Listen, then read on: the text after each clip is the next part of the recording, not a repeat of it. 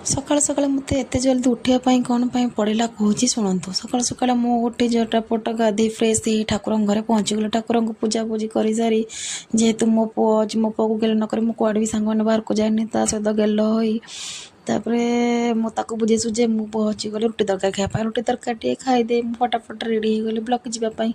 କାହିଁକିନା ଯେହେତୁ ଆମର କିଛି ଅନଲାଇନ୍ରେ SHG ମାନଙ୍କର ଏଣ୍ଟ୍ରି ଭୁଲ ଥିଲା କିମ୍ବା ହେଇପାରୁନଥିଲା, ସେଥିପାଇଁ ସାର୍ ଆମକୁ ଫୋନ୍ କଲେ ନା ନିହାତି ଆଜି ବ୍ଲକ୍ ଆସିବାକୁ ପଡ଼ିବ, ନଗଲେ ତ କାମ ନକଲେ ତ ସାଙ୍ଗମାନେ ନ ଚଳେ। ତେଣୁକରି ମୁଁ ଫଟାଫଟ ରେଡ଼ି ହେଇ ଭରିଗଲି ବ୍ଲକ୍ରେ ବସି ପଡ଼ିଲୁ ଆମେ ସବୁ ସାଙ୍ଗମାନେ ମିଟିଂରେ।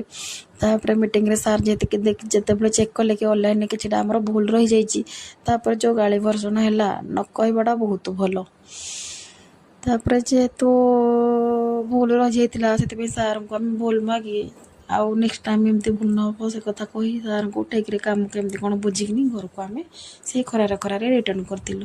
ସାଙ୍ଗମାନେ ଯଦି ମୋ ଭିଡ଼ିଓଟି ଭଲ ଲାଗେ ତାହେଲେ ଲାଇକ୍ ସେୟାର କରିବାକୁ ମୁଁ ଭୁଲିବନି। ରହୁଛି ଜୟ ଜଗନ୍ନାଥ।